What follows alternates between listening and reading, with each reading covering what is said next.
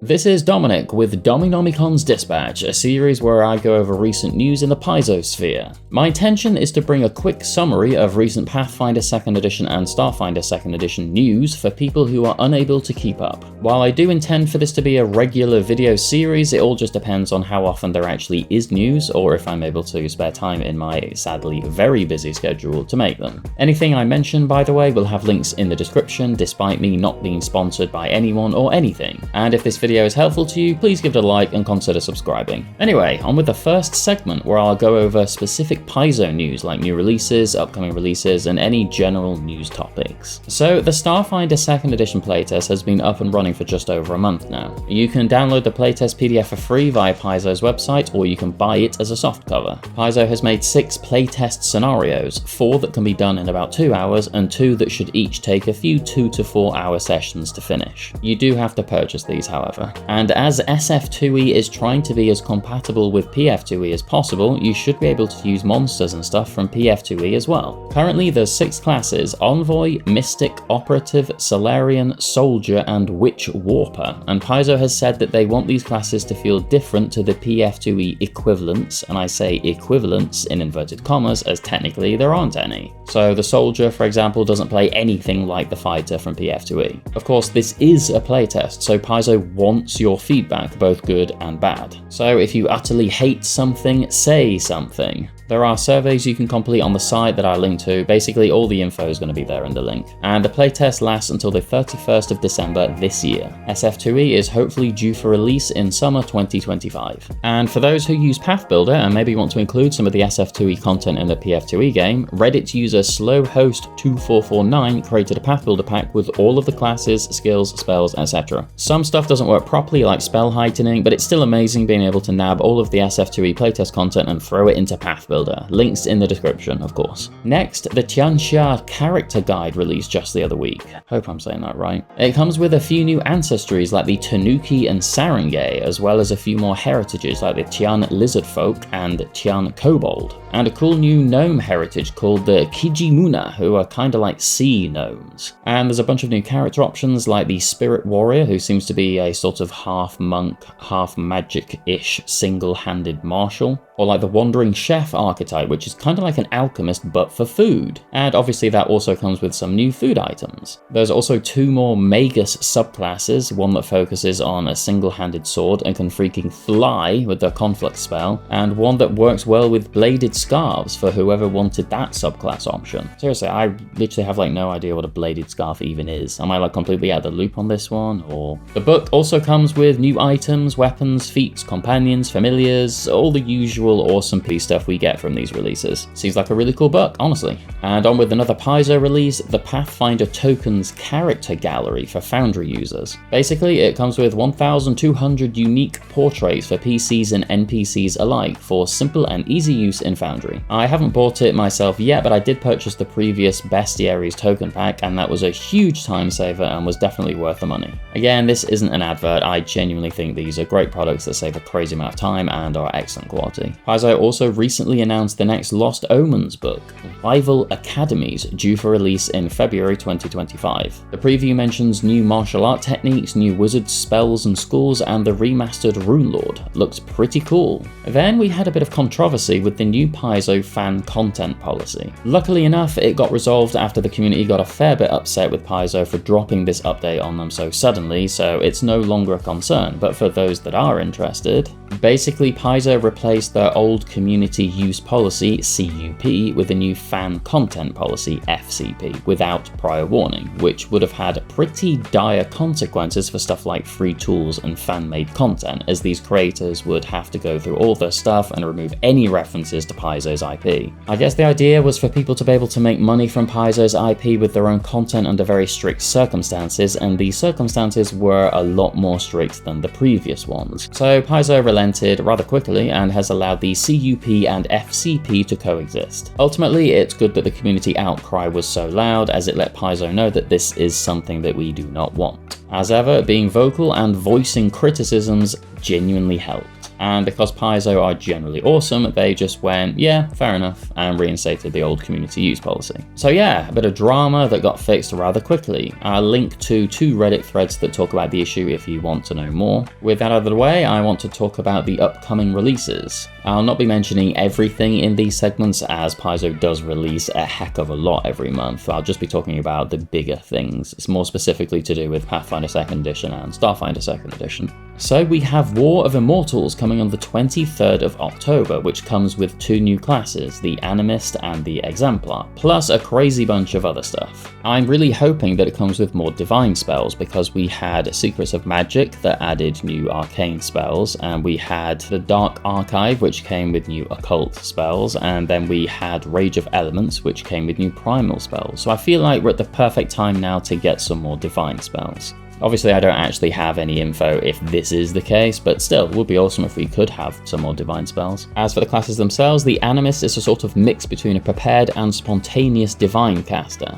They are able to change a lot of their class capabilities each day, which makes them very dynamic. And the Exemplar is the first PF2e rare class. They are powered by a divine spark, and this basically gives them slightly divine powers, which they use in their special armaments called icons. We've also recently been told about some of the new class archetypes that are coming in War of Immortals. There is the Avenger, which is a rogue class archetype that effectively gets to pick a deity, and they get the Hunt Prey action, which gives them some adjustments to their sneak attack and allows them to use their deity's favourite weapon with sneak attack. And then there's the Blood Rager, which is a lot different from 1st edition Blood Rager, which I imagine some Pathfinder 1st edition players are unfortunately going to be a little bit upset about. But this one is a barbarian class archetype, and it has some modified skills and gives them the Blood Rage ability, where they basically give enemies persistent bleed damage. They also get to temporarily add spells to their spell repertoire when they use the Harvest Blood action. And then there's the Vindicator, which is a Ranger class archetype. Similar to the Avenger, it gets to pick a deity and gets trained in religion, and they can use their deity's favored weapon, etc. And the Warden spells are now treated as divine spells. Paizo mentioned this is kind of a replacement for the Inquisitor, because a Vindicator is a more good aligned version, and the Inquisitor itself is the evil aligned version. And with War of Immortals out of the way, on with the next one. And we have Lost Omens Divine Mysteries coming on the 20th of November. The Lost Omens books, for those who are not aware, are usually just these sort of lore stuff for Pathfinder and Golarion, etc. So Divine Mysteries is obviously going to be about the gods and maybe Ascension and the Starstone and that sort of stuff. Divine Mysteries does come with a bunch of other stuff that I'll flash on the screen for you right now. I'll also link to the Pathfinder wiki where you guys can find all the upcoming releases, etc. Thank you people on the Pathfinder wiki for doing what you do, I really appreciate it. Another bit of good news, we've been informed that Guns and Gears is going to be updated for the remaster. This doesn't mean that the whole book and classes are getting changed, just that it's an update to make them more compatible with the current remaster itself. I'll link to the Reddit thread discussing this as ever. But this has me excited that we might see an update for Secrets of Magic 2 if we're lucky. I feel like Magus needs a few tweaks here and there, but maybe this is all just wishful thinking on my part, as the classes from that book still function perfectly fine. And they did errata the book itself with the remaster, but they did that with Guns and Gears too, so I guess we'll find out in the next few months. Lastly, for Paizo related news, a new video game has been announced that uses the PF2e system, Dragon's Demand. The game has a tabletop mini aesthetic, and it expands on the 2013 Pathfinder adventure, and it adds extra stuff, including a new storyline. As someone who plays a lot of video games, I'm always happy to see more games based on the PF2e system itself, because I think it's obviously fantastic, and I think it lends itself extremely well to a CRPG, especially a turn-based one. The Kickstarter for Dragon's Demand should be starting soon. With that said, there's already a video game up on Steam currently that's called Dawnsbury Days, in case people have never heard of it. It's a small 2D game, but it's pretty impressive, and it's very good at teaching you how to play the game itself. And honestly, if you just want to play PF2e as a video game, then this is basically the only way to do it currently. That's pretty much it for the recent Paizo news, but before I end this Dominomicon's dispatch, I thought I'd do a little segment called Third Party Picks, where I find some cool third-party content that I think is amazing. While there's actually a few interesting third-party releases for Pathfinder recently, I specifically wanted to go over 2 that I thought didn't have enough attention and were actually quite fantastic. So my third-party picks this time around are the following: Heresy of the Whispering Way and Soldiers of the Immortal War, both by the same author. So Heresy of the Whispering Way was posted a few months back and Soldiers of the Immortal War was posted just the other month. Both of these have Pathbuilder and Foundry VTT files, and technically you don't have to pay anything for these whatsoever, as they are pay what you want. With that said, I think these PDFs and the Pathbuilder files specifically, as I haven't used the Foundry ones, are absolutely fantastic. I cannot vouch for them being perfectly balanced because I haven't had a chance to fully playtest them all yet, of course. But from what I've seen of them, they do look pretty well balanced, and they're honestly just really good. The amount of effort that's gone into each and every feat, feature, class archetype, etc. is basically up there with Paizo. So if you give them a go and think they're good, please give the author a bit of money because they absolutely deserve it. So Heresy of the Whispering Way is a sort of necromancy book, obviously. It comes with new class options for the Bard, Cleric, Investigator, and plenty more. Basically anything to do with necromancy, zombies, and the undead, etc. is going to be in this book, and it's just over 50 pages long. Soldiers of the Immortal War, on the other hand, is pretty massive. It's just over 100 pages long, and it has lots of divine-themed stuff in it. It comes with lots and lots of different class fees, as well as new focus spells, archetypes, etc. And for the people who aren't a big fan of the remastered Oracle, it comes with the ever-cursed class archetype for the Oracle. Basically, this reintroduces the old curse mechanics and still allows them to work with remastered Oracle, which is pretty darned awesome. This book also comes with an entirely new class, the Inquisitor.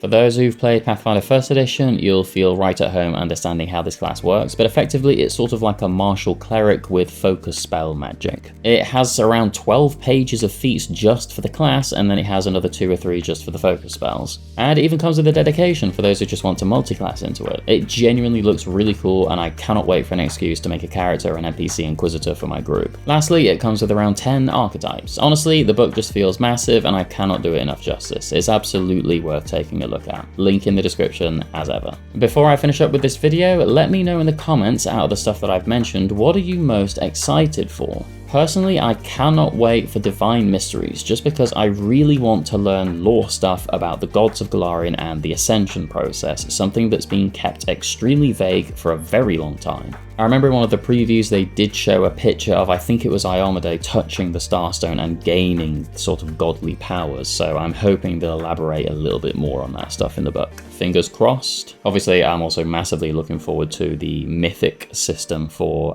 War of Immortals as well, because it would be just amazing to be able to turn your own PCs into gods within Pathfinder 2nd edition. Or demigods, I guess. I don't know how it's going to work. And is it going to be balanced? It's a strange thing to question, because PF2e is known for being very well balanced, but then you should have these sort of mythic feats that are meant to be godly, and how can you have that balanced across with normal enemies in the game? It's a mystery. No, there's not that long to wait for War of Immortals, so we'll find out soon enough. Okay, that'll do it for Dominomicon's dispatch this time around. I hope some of this info was helpful to you, my dear, amazing, and beautiful viewers, and if it was, please give it a like and consider subscribing. But for now, this is Dominic of the Dominomicon wishing you a fond farewell, and until next time, goodbye.